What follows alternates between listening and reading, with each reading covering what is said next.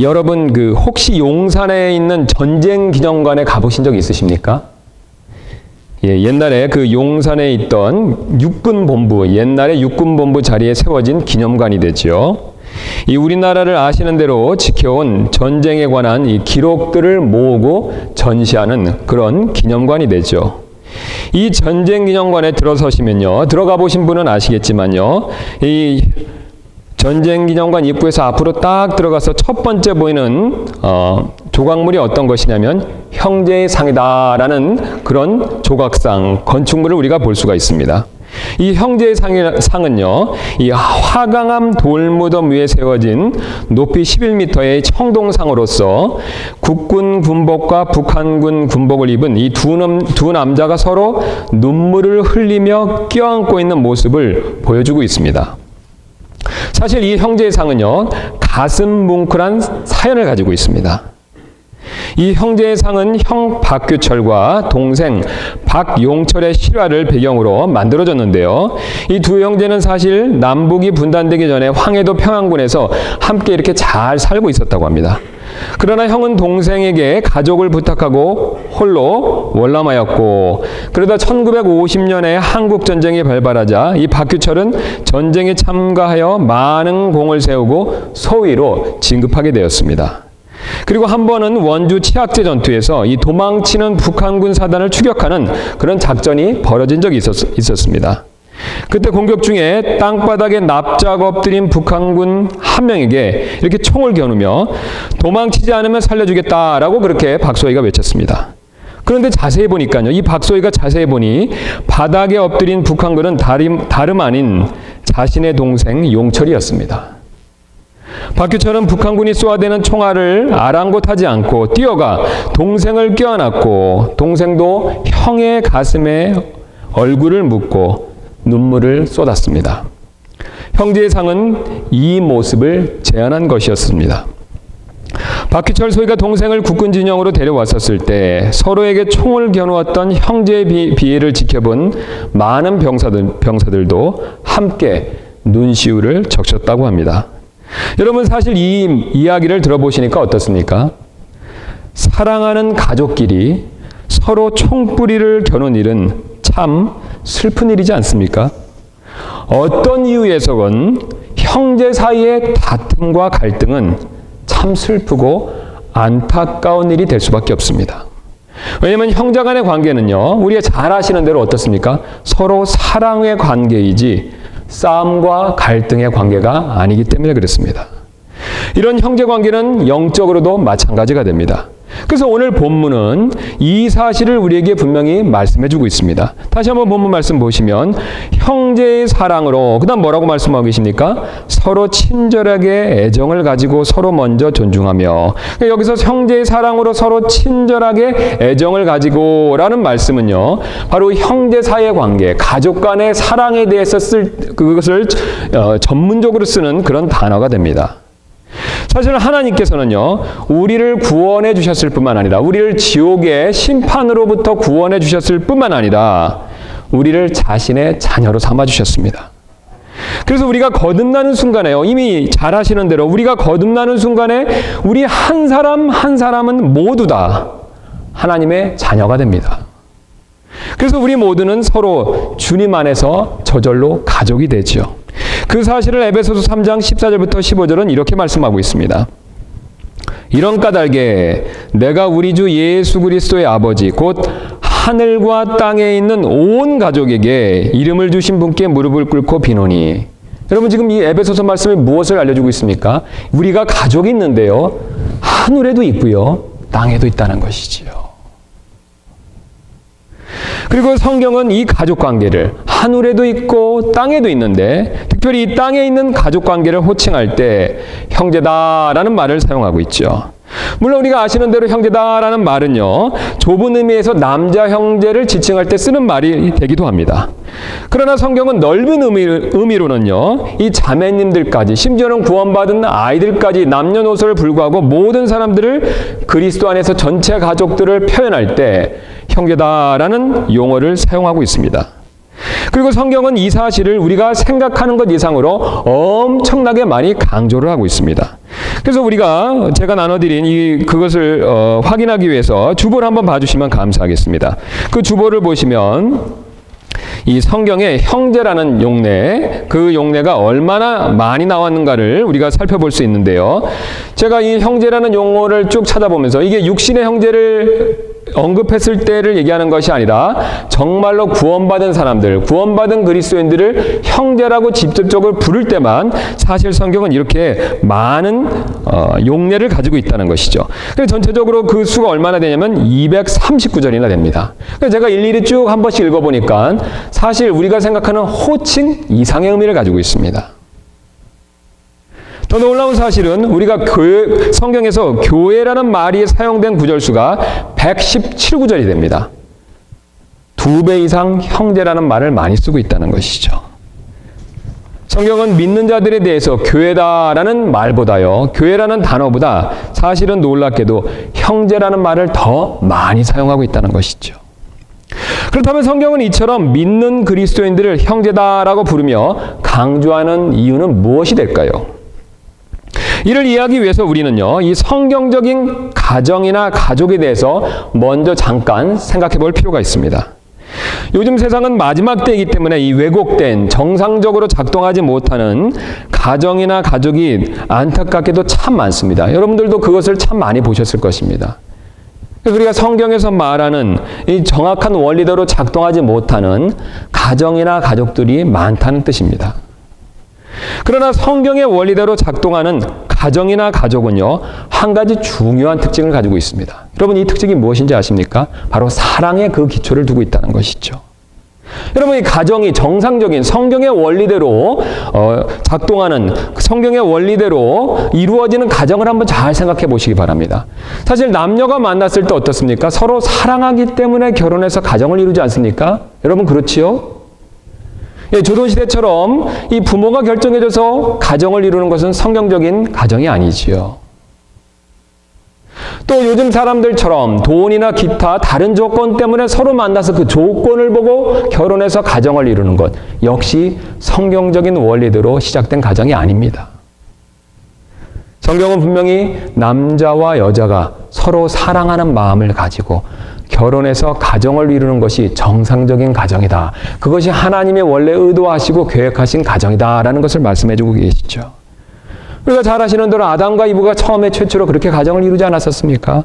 내 뼈 중에 뼈요, 내 살 중에 살이다라는 그런 사랑의 고백을 통해서 둘이 결혼하여서 한 가정을 이루었다는 것이죠. 또한 이렇게 가정을 이룬 부부는요, 육체적으로 서로 사랑하기 때문에 자녀를 낳죠. 여러분, 그렇지 않습니까? 이 자녀들은 부모의 사랑의 소산이지요. 자녀 중에서 부모님의 사랑 없이 태어난 자녀가 아무도 없지 않습니까? 그뿐만 아니라 낳은 자녀들은요, 부모님들이 조건 없이 사랑하기 때문에 양육하고 길러주시지요. 정상적인 부모라면 노후에 도움받을 목적으로 자식을 기르지는 않지 않습니까? 바로 부모로서 사랑하기 때문에 자식을 길러주죠. 자녀 역시 부모만큼은 아니지만 커가면서 부모님을 자연스럽게 사랑하게 되지요. 그리고 자신의 다른 형제들도 역시 사랑하게 됩니다. 이처럼 온전한 가정은 사랑을 근간으로 하죠. 그래서 부부간에 사랑하고요, 부모와 자녀간에 사랑하고, 또한 형제간에 서로 사랑을 합니다. 그래서 성경에서 말하는 정상적인 가정은 사랑에서 출발하고 또 사랑을 통해서 그 가족이 유지되는 것이죠. 여러분, 왜 이런 원리로 정상적인 가정이 작동할 수밖에 없습니까? 바로 하나님께서요, 이 가족들에게 이런 사랑의 마음을 천성적으로 넣어주셨기 때문에 그렇지 않습니까? 사실 자연인이라고 하지만요, 그들 역시 구원받지 못한 상태지만 여전히 가족에 대한 사랑을 저절로 가지고 있습니다. 그런 사랑의 마음을 어떻게 가질 수 있게 되었습니까? 하나님께서 넣어주신 것이지요. 하나님께서 이 세상에 태어날 때부터 하나님께서 천성적으로 우리의 마음에 그런 사랑의 마음을 넣어주신 것입니다. 그래서 아무리 문제가 많은 가정과 가족이라고 하더라도요, 이런 가족 간의 사랑은 여전히 남아 있습니다. 이 가족 간의 사랑이 온전하지 못해서 그렇지 이 가족 간의 사랑이 없어지지는 않는다는 것이지요. 일례로 이스마엘과 이삭을 한번 생각해 보시기 바랍니다. 이스마엘과 이삭은요, 서로 가족 간이지만 사이가 안 좋은 것으로 유명하지 않습니까? 이스마엘은 이삭을 놀려댔었고 그 일로 이삭의 어머니인 사라가 이스마엘을 쫓아냈습니다. 자신의 가정에서 나가게 만들었죠. 그 결과 둘은 서로 남남으로 살았습니다. 그러나 흥미로운 사실은요, 창세기 25장 말씀을 보시면 이 두 사람의 아버지인 아브라함이 죽자 그들은 함께 모여서 아버지의 장례식을 치르는 모습을 보여주고 있습니다.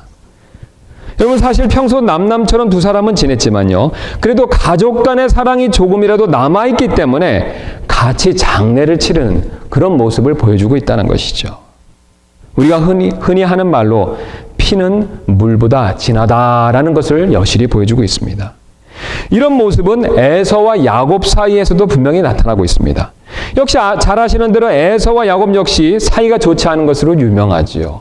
그들은 장자권을 놓고 서로 다퉜고 그 다음 속고 속이는 방법을 통해서 서로 간에 사실 원수같이 되었었습니다. 그러나 아버지 이삭이 죽자 그들 역시 함께 모여서 장례를 치르는 그런 모습을 보여주고 있습니다. 역시 가족 간의 사랑이 조금이지만 그래도 남아있다라는 것을 여실히 보여주고 있죠. 이처럼 가족 안에는 사랑이 존재합니다. 그 사랑이 크든지 작든지 분명히 사랑이 존재한다는 것이죠. 그리고 그런 사랑을 사실은 아무도 부인할 수가 없죠. 여러분, 사실 이 사랑의 원리는 정확하게 영적으로도 똑같이 마찬가지로 적용이 되고 있습니다. 이 세상의 가족들 마음에 사랑의 마음을 부어넣어 주신 하나님께서요, 이제 영적인 가족인 우리들 마음에도요, 사랑을 불어넣어 주셔서 우리가 사실 서로 형제간에 사랑할 수 있게 그렇게 만들어 주셨죠. 요한일서 5장 1절은 이 사실을 다음과 같이 우리에게 분명히 말씀해 주시는데요. 누구든지 예수님께서 그리스도이심을 믿는 자는 하나님에게서 태어났으며 낳으신 그분을 사랑하는 자마다 그분에게서 낳은 자도 사랑하느니라. 바로 동료 그리스도인들, 같은 형제 자매를 자신도 저절로 사랑하게 된다라는 것을 분명히 말씀하고 있죠. 여러분, 자연인들이 태어났을 때 하나님께서 가족 사랑에 대한 마음을 넣어주셨습니다. 우리가 이 사실을 분명히 잘 알고 있습니다.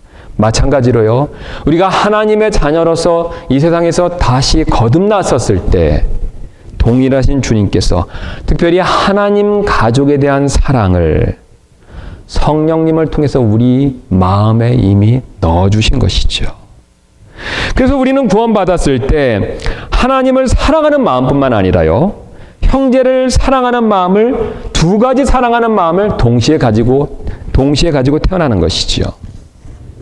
그래서 성경은 형제 사랑 실천을 여실히 여러 말씀을 통해서 분명히 우리에게 강조하고 있습니다. 그래서 우리가 시간의 절약을 위해서 제가 주보에 넣은 몇 구절 말씀을 한번 통해서 확인해 보도록 하겠습니다. 우리 주보를 다시 한번 봐주시면 감사하겠습니다.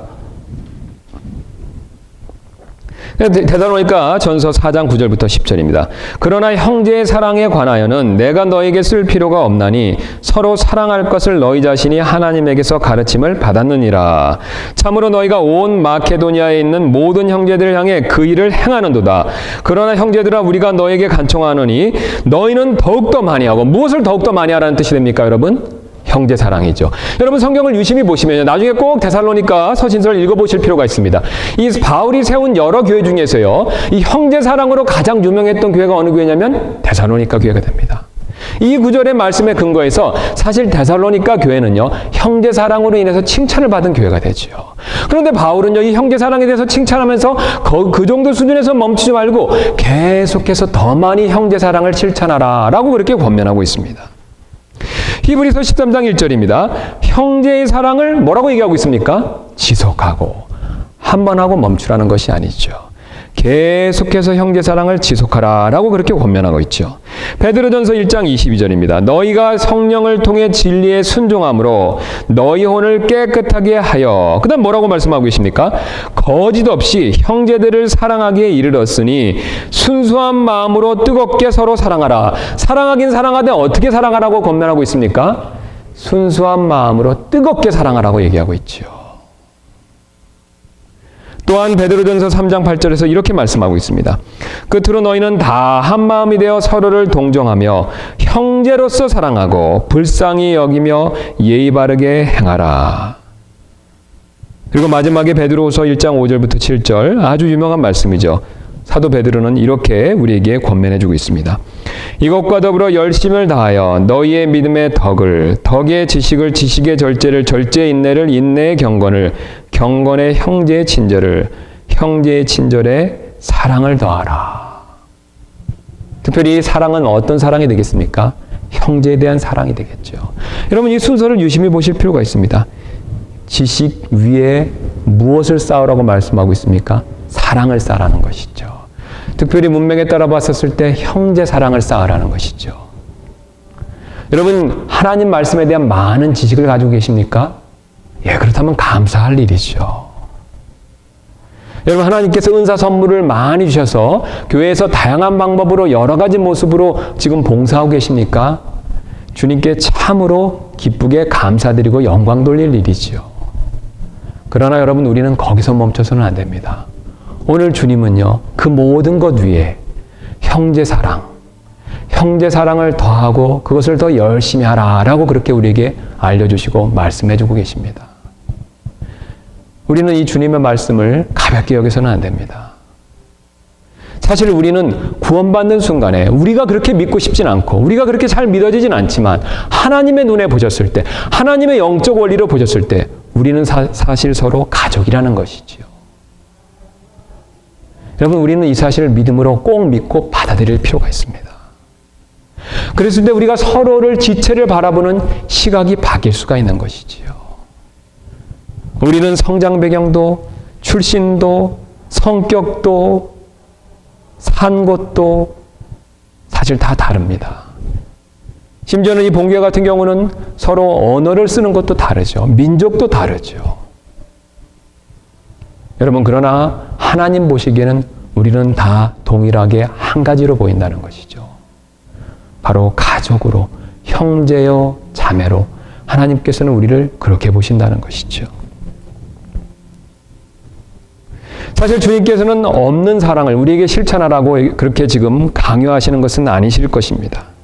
우리 안에 이미 하나님의 가족이 되었었을 때 넣어주신 그 사랑을 더욱더 실천하라고, 그것을 마음을 다해서 최선을 다해서 뜨겁게 그것을 서로에게 베풀라고 그렇게 지금 말씀해주고 계시죠. 그러나 우리는 이런 형제 사랑의 실천이 말같이 쉽지 않다라는 것을 우리는 그것을 경험적으로 잘 알고 있습니다. 그렇다면 왜 형제 사랑의 실천이 잘 되지 않을까요? 우리가 지금까지 계속해서 살펴봤던 우리 안에 있는 마음의 어떤 문제 때문에 그렇지 않습니까? 여러분, 어떤 문제 때문에 그렇습니까? 바로 우리의 이기심 때문에 그렇죠. 자기중심적인, 자아중심적인 이기심 때문에 그렇습니다. 성경을 여러분이 유심히 보시면, 여러분이 성경을 계속해서 보시면 이 성경에서 말하는 하나님의 사랑과 정반대되는 개념, 하나님의 사랑과 대적하는 개념은 바로 이기심입니다. 자기중심적인 자아죠. 우리의 자기중심적인 이런 이기심 때문에 사실 하나님께서 이미 우리 안에 넣어주신 형제 사랑이 잘 실천되고 발휘되지 못한다는 것이죠. 이 이기심이 형제 사랑의 실천을 방해하는 가장 중요한 방해 요소가 된다라는 뜻이 되겠습니다. 우리가 이 아이들을 보면요, 이 사실을 우리가 쉽게 분명히 이해할 수가 있습니다. 이 아이들은 어떻습니까? 아이들은 크면서요, 자라면서 점점 사랑이 무엇인지를 알고요, 가족들을 자연스럽게 사랑하죠. 여러분 다 보셨고 경험해 보셨지요? 우리 어렸을 땐 잘 모르지만요, 가족 사랑이란 것이 무엇인지 잘 모르고 형제 사랑이란 것이 무엇인지 잘 모르지만요, 이게 나이가 먹고 일명 우리가 어른들이 하시는 말로 철이 들면요, 형제 사랑, 가족 사랑이 무엇인지를 저절로 깨닫게 되죠. 물론 어떤 분은 철이 늦게 들어서 나이가 먹고 나중에 드시는 분도 있지만 철이 빨리 드신 분은 어떻습니까? 일찌감치 그것을 깨닫지 않습니까? 그러나 반대로요, 어린아이일수록요, 이 이기심을 더 많이 부리는 것을 우리는 이미 경험적으로 잘 알고 있습니다. 한 번은 제가 한국에 있었을 때요, 제 조카에게 과자를 선물로 준비해서 그것을 나눠준 적이 있었습니다. 그래서 과자를 2개 준비해서 하나는 이게 조금 큰 5살짜리 조카에게 나눠주려고 했고요. 또 다른 하나는 그보다 1살 어린 4살짜리 조카에게 이렇게 과자를 준비해서 나눠준 적이 있었습니다. 그래서 제가 먼저 이제 큰애이기 때문에 5살짜리 조카에게 이 과자를 주면서 이것은 지연이 거, 그 다음에 나머지는 동생 거, 이렇게 말하면서 준 적이 있었습니다. 그랬더니 이 5살짜리 조카가 이렇게 말하는 것을 지금도 기억하고 있습니다. 이 받으면서요, 이것은 지연이 거, 받은 이것도 내 거. 여러분 보신 적 있으시지요? 바로 어떤 모습을 보여주고 있습니까? 아이들이 이처럼 어렸을 때 이기심을 많이 부린다라는 것을 보여주는 대표적인 예가 되죠. 그러나 아이들은 크면서 이런 이기심을 점점 버리게 됩니다. 그리고 하나님께서 본성으로 주신 가족을 사랑하는 마음이 점점 커지게 되죠. 아까 제가 말씀드린 대로 일명 철이 들어서 가족 사랑의 소중함을 깨닫고 가족을 점점 더 자기도 모르게 사랑하게 된다는 것이죠. 그래서 사도 바울이 고린도전서 13장 11절에서 말씀하신 것처럼 어른이 되어서 어떻습니까? 아이의 일들을 버리는 그런 모습을 보여주는 것이죠. 여러분 사실 우리도 마찬가지가 됩니다. 우리는 구원받았지만요, 여전히 이기심과 자기중심적인 태도가 분명히 안타깝지만 우리 마음 가운데 있습니다. 그리고 이런 이기심과 자기중심적인 자아중심적인 태도가 성령님께서 우리 안에 주신 형제 사랑을 그렇게 드러나게 하시려고 하는 것을 막는다는 것이죠. 사실 성령님께서는 우리 안에 형제 사랑이 꽃피고 열매 맺도록 역사하기를 간절히 원하고 계시죠. 그러나 우리의 이기심이 이를 막고 방해할 때가 사실은 너무나도 많이 있다는 것을 우리는 잘 알고 있습니다. 그러므로 우리는요, 이런 이기심이 형제 사랑의 실천을 막지 못하도록, 방해하지 못하도록 노력할 필요가 있습니다. 자, 그렇다면 그 방법은 무엇이 될까요? 즉 어떻게 해야 우리는 우리의 자아중심적인 태도가 형제 사랑을 실천하는 일을 방해하지 못하게 그렇게 할 수 있을까요? 오늘 본문은 여러 가지 그 대답 중에서 한 가지 대답을 우리에게 알려주고 있습니다. 우리 본문 말씀 다시 가서 보시면 이렇게 그 대답을 우리에게 해주고 계시죠. 형제의 사랑으로 서로 친절하게 애정을 가지고, 그 다음에 뭐라고 말씀하고 계십니까? 서로 먼저 존중하며. 서로 먼저 존중하는 것이 필요하다는 것이죠. 사도 바울은 이것을 강조하기 위해서 16절에 이 사실을 더 자세히 그것을 설명해 주고 있습니다. 그래서 밑으로 가셔서 16절 말씀을 보시면, 13장 16절 말씀 보시면 이렇게 말씀하고 있죠. 서로를 향해 같은 생각을 가지며 높은 것들의 생각을 두지 말고 도리어 낮은 처지의 사람들에게 겸손히 행하며 스스로 지혜 있는 것으로 여기지 말라. 여러분 이게 사도 바울이 무슨 뜻을 우리에게 말씀해 주고 있습니까? 사실 다른 지체를요, 다른 형제를요, 다른 형제 자매를요, 나보다 낫게 여기라는 것이지요. 사실 이런 가르침은 세상에서 눈을 씻고 봐도 찾을 수 없고 들을 수 없는 가르침이 됩니다. 물론 세상적인 도덕적인 가르침이 이 가르침에 대해서 남을 나보다 낫게 여기라는 가르침을 인정합니다. 그러나 그것을 명령하고 반드시 실천해야 되는 그런 사항으로서 그 정도만큼은 강조하지 않는다는 것이죠. 오히려 세상은 반대로 가르칩니다. 세상은 자기를 자랑하라고 가르치죠. 세상은 자기를 알리고 우쭐대라고 가르칩니다. 또한 세상은 자기 것만을 먼저 추구하는 그것이 지혜로운 사람이다라고 그렇게 가르치죠. 사람들이 가르치는 도덕 이면에는, 내면에는 사실 이런 자기중심적인 태도와 가르침이 있습니다. 우리가 사실 세상을 살아보면 이런 사실이 있다는 것을, 이런 내용이 있다는 것을 우리는 이미 잘 알고 있습니다.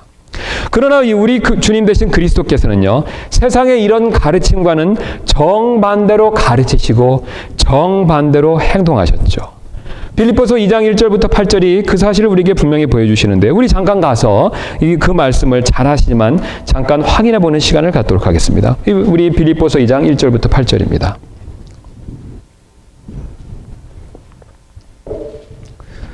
하나님께서 이렇게 예수님께서 무엇을 가르쳐 주셨고 무엇을 행하셨는지 우리에게 이렇게 말씀해 주셨죠.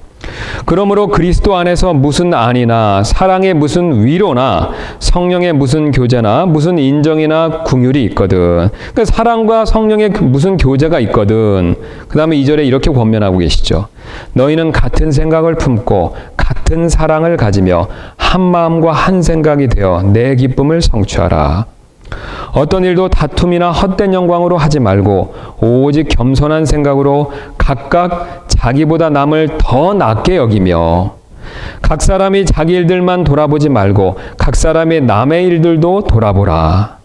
너희 안에 이 생각을 품을지니 그것은 그리스도 예수님 안에도 있던 생각이라.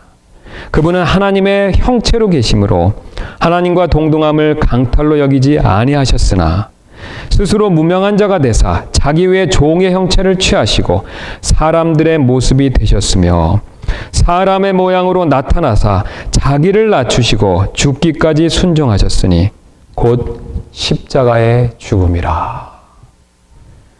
사도 요한은 이와 관련해서 또한 이어서 이렇게 말씀하고 있습니다. 요한일서 3장 16절입니다.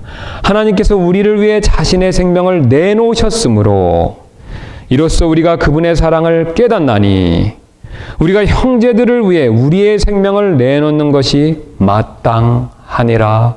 아멘. 여러분 어떻습니까?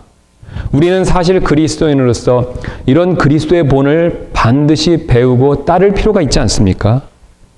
그리고 그리스도께서 보이시는 본과 반대되는 내 안에 있는 세상적인 생각을 버릴 필요가 반드시 있습니다. 나를 자랑하려는 생각, 우쭐대려는 생각, 자기 것만을 추구하려는 생각, 이런 이기적인 생각을 버릴 필요가 반드시 있다라는 뜻이 되겠습니다. 사실 이 모든 것은 세상이 계속해서 우리에게 주는 생각이 되죠.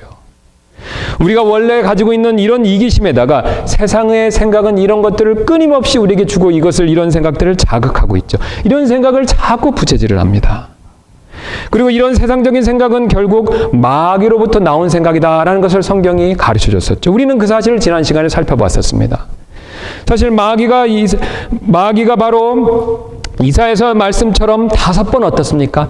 자기중심적인 태도를 가지고 바로 루시퍼에서 마귀로 타락했다라는 것을 우리는 확인해 본 적이 있습니다. 내가 하늘로 올라가서 내가 내 왕자를 높이고 내가 북쪽의 연면들에 있는 회중의 산에 거기에 앉고 내가 구름들이 있는 높은 곳 위로 올라가서 내가 지극히 높으신 이와 같이 되리라. 여러분 이 세상에 배우는 마귀가 있습니다. 마귀는요 여전히 자기중심적인 태도를 가지고 있죠. 그리고 그런 자기중심적인 태도를 암암리에 계속해서 우리에게 그것을 퍼뜨리고 자극하고 그것을 부채질하고 있죠. 믿지 않는 자들은 영락없이 그 노예로서 자기중심적인 태도를 버리지 못하고 있습니다. 여러분 그러나 우리 그리스도인들은 다를 필요가 있습니다. 비록 우리 안에 여전히 그런 마음이 있다 하더라도요. 우리는 그런 생각을 물리치고 예수 그리스도 그분께서 본을 보여주셨던 것처럼 우리도 그런 삶을, 우리도 그런 본을 따를 필요가 분명히 있다는 것이죠. 이런 세상과 마귀가 주는 생각, 이것을 버릴 필요가 있습니다. 그래서 사도 바울은요, 이 사실을 앞에서 이미 강조한 적이 있습니다. 우리 다시 로마서 본문으로 가시면요. 그래서 우리가 오늘 바울이 12장 10절에서 형제의 사랑으로 서로 친절하게 애정을 가지고 서로 먼저 존중하라 라고 이런 말씀을 하기에 앞서서 먼저 12장 2절에 이런 말씀을 해주신 적이 있죠. 우리 12장 2절 말씀 보도록 하겠습니다. 너희는 이 세상에 뭐라고 말씀하고 계십니까? 동화되지 말고 오직 너희 생각을 새롭게 함으로 변화를 받아 하나님의 그 선하시고 받으실 만하며 완전하신 뜻이 무엇인지 입증하도록 하라. 그래서 입증하시는 그 하나님께서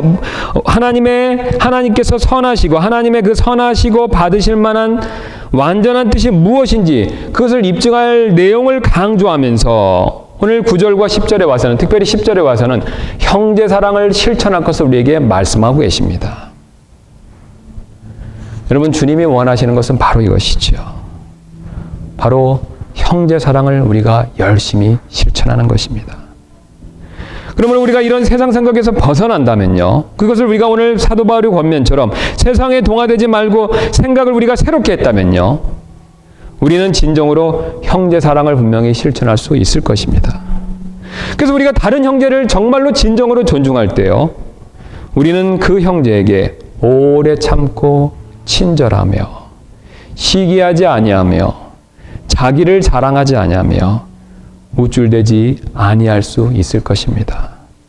또 우리가 다른 지체를 오늘 빌립보서 말씀처럼 나보다 낫게 여길 때요, 우리는 그 지체에게 무례히 행동하지 아니하며 자기 것을 추구하지 아니하며 쉽게 성내지 아니할 수 있을 것입니다.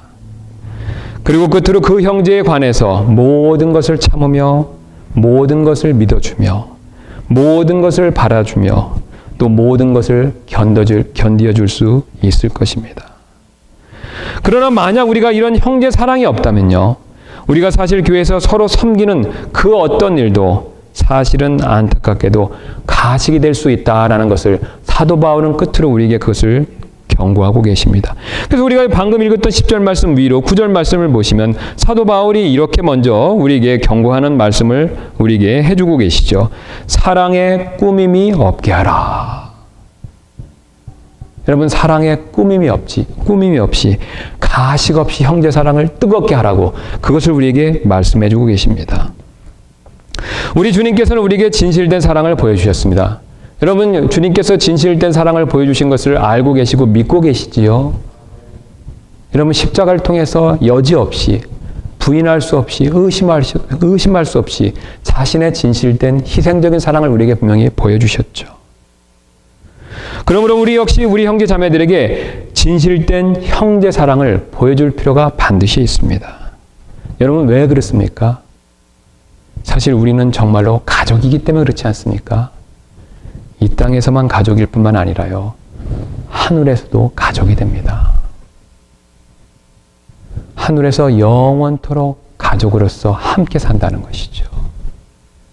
여러분, 우리가 하늘에서 영원토록 함께 가족으로 살 것을 생각한다면요, 우리가 그것을 믿는다면요, 우리가 그것을 소망한다면요, 사실 우리는 지금부터 형제 사랑의 이 계명을, 이 명령을 부지런히 실천할 필요가 있습니다.